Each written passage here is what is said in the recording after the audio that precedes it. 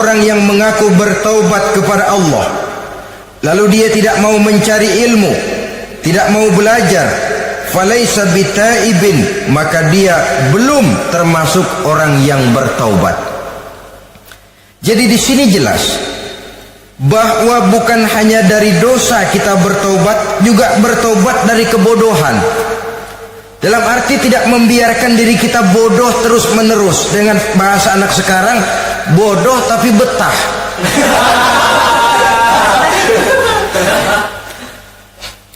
Orang yang mengaku bertaubat tapi tidak menggali ilmu, tidak mau belajar, tidak mau mencari ilmu, tidak hadir di mana majelis taklim, belum dianggap taubat yang sebenarnya. Jadi grafik orang yang taubat itu kelihatan dari kesungguhannya mencari ilmu, menghadiri majelis taklim, menghadiri kuliah-kuliah, ceramah-ceramah dan diskusi-diskusi keagamaan. Rakus dia dengan ilmu pengetahuan agama, sehingga dengan ilmunya taubatnya semakin mantap. Ini ciri yang pertama. Lalu beliau bersabda lagi, wa man taba wa lam yazdad fil ibadati falaysa bitaibin. Barang siapa yang mengaku bertaubat tapi ibadahnya tidak tambah-tambah, maka dia belum termasuk orang yang taubat. Orang yang bertaubat ada grafik peningkatan ibadahnya. Jadi kalau mulutnya taubat, minta ampun, tapi ibadahnya gitu-gitu aja, belum merupakan taubat yang sebenarnya. Jadi pada saat dia melaksanakan taubat, memproklamirkan diri untuk kembali ke jalan Allah, nilai ibadahnya meningkat. Kalau sholatnya tadinya cuma sekedar yang wajib-wajib saja, setelah dia taubat bertambah melaksanakan yang sunnah, rawatibnya, qobliyah, ba'diyahnya, atau kemudian nawafilnya berupa tahajud, hajat, duha, istikharah, dan sholat-sholat sunnah lainnya. Jadi kelihatan dari peningkatan ibadahnya.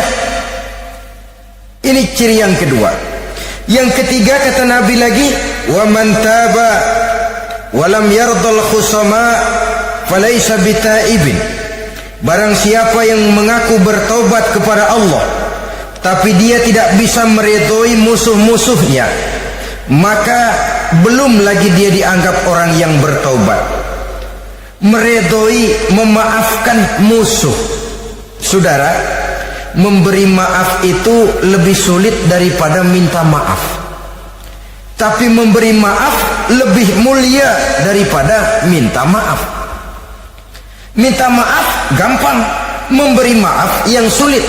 Karena itu orang yang memberi maaf menunjukkan jiwa yang lebih luhur daripada orang yang minta maaf.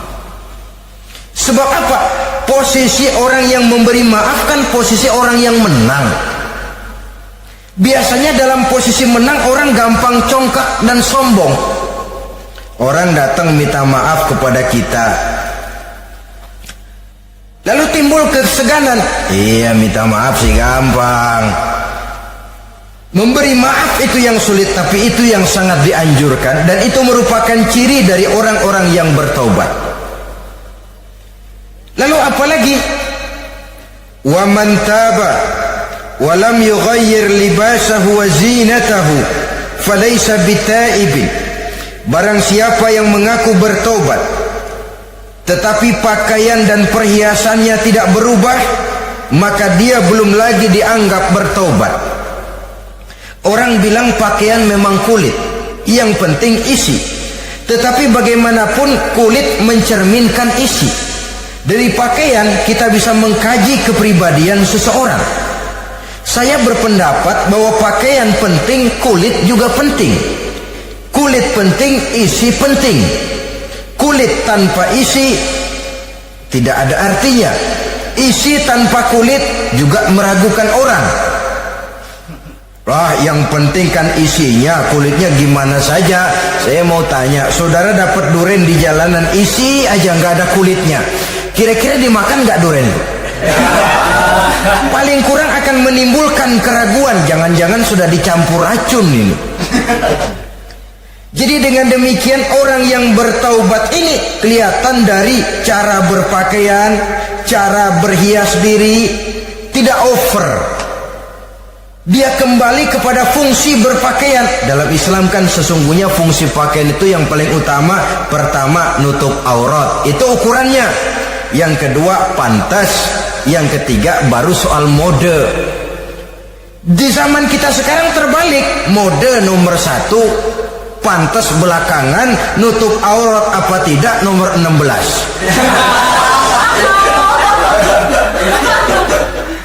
Kalau sudah mode, kita kekurangan pertimbangan. Ini buat saya pantas apa tidak, ini menutup aurat apa tidak. Kita balik. Padahal fungsi berpakaian dalam Islam tujuan utamanya pertama, nutup aurat. Biar modenya mutaakhir, ciptaan Pierre Cardin sekalipun, kalau memang tidak nutup aurat, ya hukumnya masih belum berpakaian. Atau juga ukuran yang kedua, pantas. Yang orang lain pantas kita pakai, belum tentu kita pantas. Kita kadang-kadang kehilangan pertimbangan. Lihat iklan bintang film memakai pakaian yang begini bagus, lalu kita pakai saja. Ya tentu namanya bintang film. Kadang-kadang pakaian untuk show dipakai buat kondangan, akhirnya habis sekampung orang nonton dia. Ya nggak pantas toh, nggak wajar. Saudara hadirin yang saya muliakan, orang yang bertobat kelihatan dari pakaian dan perhiasannya. Kalau sudah memakai perhiasan, ya sekedarnya saja, tidak lalu dengan niat supaya orang tonton, supaya orang lihat, supaya orang tahu dia kaya, supaya timbul decak kagum. Asal dia lihat orang lalu wah, kalau sudah diwahi lalu senang. Saudara hadirin yang saya muliakan, kemudian kata Nabi lagi, wa man taba wa lam yubaddil ashabahu falaysa bitaibin. Siapa yang mengaku bertaubat tapi pergaulannya dari itu ke itu saja, seperti itu juga, tidak mengalami perubahan, maka dia belum lagi dianggap bertaubat. Kalau taubat kita dari judi, jangan bergaul lagi dengan penjudi. Dalam arti jangan berkumpul di majelis judi. Ah, saya sih udah tobat nggak main judi, tapi ngumpulnya di situ terus. Ya bagaimana? Pada akhirnya toh akan terseret juga. Saudara hadirin yang saya muliakan, jadi dengan demikian lingkungan juga sangat besar pengaruhnya dalam kriteria orang yang bertaubat. Selanjutnya Nabi bersabda, wa man taba walam yughayyir khuluquhu falaysa bitaibin. Siapa yang mengaku bertaubat tapi akhlaknya, budi pekertinya tidak mengalami perubahan, maka orang itu pun belum dianggap bertaubat. Ini juga konkret. Orang yang bertaubat kelihatan dari akhlaknya. Kalau kemarin sama orang tua songong, kurang ajar, nyelongcong, maka setelah taubat dia berakhlak kepada orang tua. Kalau kemarin kepada anak muda menindas, tidak senang kepada anak muda yang maju, setelah dia taubat dia bisa menyayangi kepada anak-anak muda. Akhlak ini lain dengan adat, istiadat. Adat biasanya hanya memandang yang lahir, sedangkan akhlak zahir batin dipandang. Contoh, seorang anak muda kalau lewat di depan orang tua membungkukkan badan, menurut adat dia sudah sopan. Tapi menurut akhlak belum tentu berakhlak, tergantung kepada niatnya apa membungkukin badan, permisi apa ngina. Kan mungkin saja orang membungkukkan badan lewat di depan aki-aki karena menghina sebab aki-aki itu badannya udah bungkuk. Jadi gerakan zahir yang baik yang diiringi dengan niat yang baik, itulah cerminan daripada akhlak. Kalau adat terlepas dari soal niat, asal zahirnya sudah oke, menurut adat oke, dia beradat. Niatnya apa? Adat tidak pernah menilai. Maka orang yang bertaubat pun kelihatan dari akhlaknya, dan akhlak itu adalah keseluruhan tingkah hidup manusia. Cara berjalan ada akhlak, cara makan ada akhlak, cara duduk ada akhlak, cara tidur ada akhlak. Sehingga pantas ketika Siti Aisyah ditanya, Aisyah, Rasulullah itu akhlaknya apa sih? Beliau menjawab, karena Rasulullah khuluquhul Quran. Rasulullah itu akhlaknya Quran. Sehingga di kalangan ilmuwan lalu ada ungkapan bahwa Nabi Muhammad adalah Quran berjalan. Maksudnya seluruh konsepsi Quran sudah diterjemahkan dalam kehidupan Nabi. Maka tidak heran kalau Islam mengatur kehidupan manusia sejak yang sekecil-kecilnya sampai yang sebesar-besarnya. Cara berpakaian ada akhlaknya, kan begitu toh dalam Islam. Saudara diri di depan kaca ngaca, ada akhlaknya, ada bacaannya. Allahumma kama hasanta khalqi fahassin khuluqi. Sampai saudara masuk ke dalam WC sekalipun ada akhlaknya. Karena akhlak adalah keseluruhan gerak hidup manusia. Orang yang bertobat kelihatan dari perubahan akhlaknya. Kemudian beliau bersabda, "Wa man taba wa lam yatwi firashahu wa bisatahu falaysa bitaibin." Siapa orang yang mengaku bertaubat tetapi dia tidak menggulung tempat tidur dan spraynya, maka dia belum dianggap bertaubat. Ini bahasa kinayah. Menggulung spray, melipat tempat tidur artinya lebih banyak ibadahnya daripada tidurnya.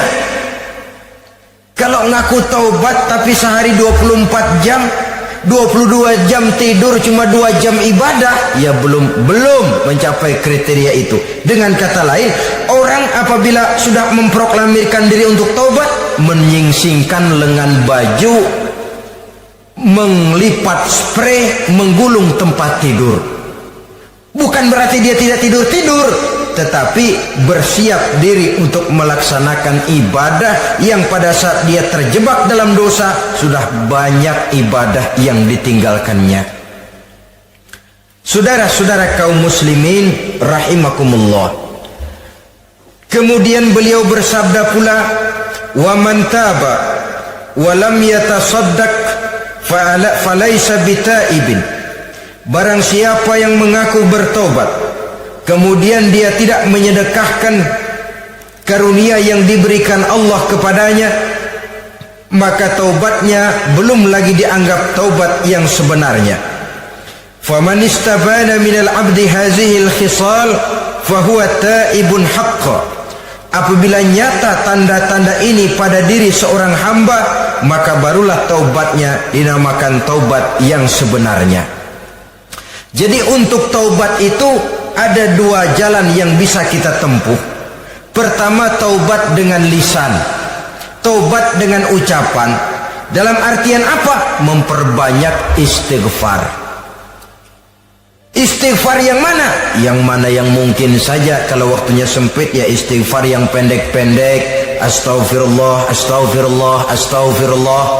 Mau yang lebih panjang, astaghfirullahalazim allazi la ilaha illa huwal hayyul qayyum wa atubu ilaih min jami'il ma'asi waz zunub la haula wala quwwata illa billahil aliyyil azim.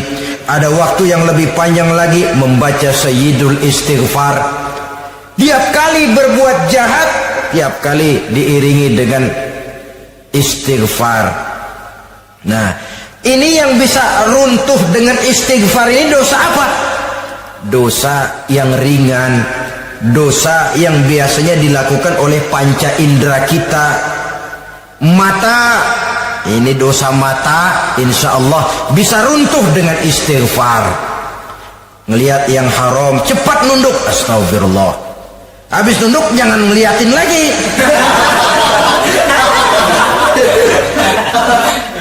Kadang-kadang lihat nunduk istighfar, melotot lagi, istighfar lagi.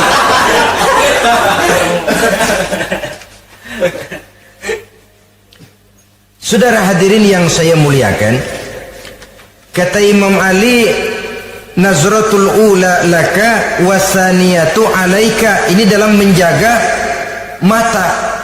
Pandangan pertama rezekimu, kelihatan, namanya kelihatan kan rezeki. Pandangan pertama rezekimu, ulangannya dosamu. Ulangannya ini yang bisa membawa dosa. Dosa karena lidah, mengucapkan kata-kata yang menyakitkan orang. Dengan istighfar insya Allah runtuh. Adapun dosa-dosa besar lainnya tentu harus dengan perbuatan. Tidak cukup dengan sekedar istighfar saja. Perbuatannya apa? Itulah seperti yang sudah saya sampaikan pada ciri-ciri orang yang bertaubat tadi. Oleh karenanya, beruntunglah kita masih diberikan umur oleh Allah, sehingga segala dosa dan kesalahan yang kita lakukan, kita masih punya kesempatan untuk mengadakan pemutihan, bertaubat kepada Allah. Nah, apa kemudahan yang diberikan Allah kepada orang yang melazimkan istighfar di dalam hidupnya? Pertama, kata Nabi, man lazimal istighfar, siapa orang yang melazimkan, membiasakan diri istighfar, diberikan keistimewaan oleh Allah. Pertama, ja'alallahu lahu min kulli dhiqin makhraja, Allah akan memberikan jalan keluar untuknya dari segala macam kesulitan. Hidup ini kan problem. Makin tinggi status sosial, makin banyak urusan. Urusan akan selesai apabila hidup di dunia selesai. Kita menyangka orang lain lebih enak dari kita, padahal tiap orang punya urusan. Yang namanya enak barangkali persis seperti pelangi biang lala itu, tidak pernah di atas kepala kita, di atas kepala orang lain saja. Begitu kita memandang keenakan dalam hidup ini. Petani bilang pedagang enak, pedagang bilang petani enak. Tapi begitulah keenakan itu. Orang yang melazimkan istighfar, dia akan diberikan jalan keluar dari segala macam kesulitan. Menurut perhitungan otak, didlek, buntu, tidak sanggup lagi, entah bisa terwujud dan terlaksana, Allah memberikan jalan keluar dari segala kesulitan. Saudara, kalau Allah sudah memberikan jalan keluar dari kesulitan, siapa lagi yang bisa bikin sulit kita? Kalau Allah yang memberikan jalan keluar, everything is running well, katanya. Semua urusan bisa jalan dengan lancar. Tapi tanpa istighfar, jauh kita dari Allah. Jalan yang sudah lapang pun bisa jadi sempit. Urusan yang sudah nyata akan selesai pun bisa jadi injelimet. Dan jalan yang tadinya tidak berliku-liku pun bisa berliku-liku. Ini faktor yang di luar perhitungan matematis. Kita tidak mampu, Allah maha mampu. Menurut akal kita tidak mungkin. Kalau Allah mau, tidak ada yang tidak mungkin. Saudara-saudara, ini fasilitas pertama. Orang yang gemar istighfar diberikan jalan keluar dari segala macam kesulitan. Yang kedua, wa min kulli hammin faraja, diberikan kegembiraan dari setiap kesusahan yang dihadapinya. Ada saja faktor-faktor yang mendatangkan kegembiraan, yang mendatangkan refreshing di dalam kehidupannya, sehingga dia tidak lalu merasa jalannya buntu, tidak merasa kesulitannya tidak pernah terselesaikan. Dan yang ketiga, fasilitas yang diberikan Allah kepada orang yang gemar istighfar, wa razaqahu min haitsu la yahtasib, Allah akan memberikan kepada mereka rizki dari jalan yang tidak pernah mereka sangka-sangka, dari jalan yang tidak pernah mereka perkirakan sebelumnya. Saudara-saudara kaum muslimin rahimakumullah, inilah fasilitas ketiga yang diberikan Allah kepada orang yang gemar istighfar. Rizkinya datang dari jalan yang tidak disangka-sangka. Sebab rizki ini juga termasuk hal gaib. Dan jangan lupa, ar-rizku bimakna al-ata hissiyan kana au ma'nawiyan. Rizki adalah pemberian, baik yang konkret maupun yang abstrak. Kita sering membatasi pengertian rezeki, maka rezeki kita jadi sering terbatas. Menurut kita kan yang namanya rezeki cuma duit saja. Kalau bukan duit bukan rezeki. Padahal semua karunia Allah itu rezeki. Umur rezeki, istri rezeki, anak rezeki, pangkat dan jabatan rezeki, termasuk duit juga rezeki. Tapi dalam kebiasaan kita, rezeki cuma duit. Begitu duit seret, kita anggap rezeki macet. Maka akhirnya kita tidak bersyukur kepada Allah. Padahal mungkin di sektor duit macet, tapi rezeki dari segi lain, ilmu barangkali tambah, wibawa naik, pangkat naik, anak tambah, itu juga merupakan rezeki. Saudara-saudara kaum muslimin rahimakumullah, orang yang gemar istighfar ini diberikan rezeki dari jalan yang tidak disangka-sangkanya, dibukakan perbendaharaan Allah untuknya, sehingga rezekinya datang dari cara yang tidak disangka-sangka. Allah Maha Kaya. Kalau dia mau, la mani'a lima a'taita wa la mu'tiya lima mana'ta.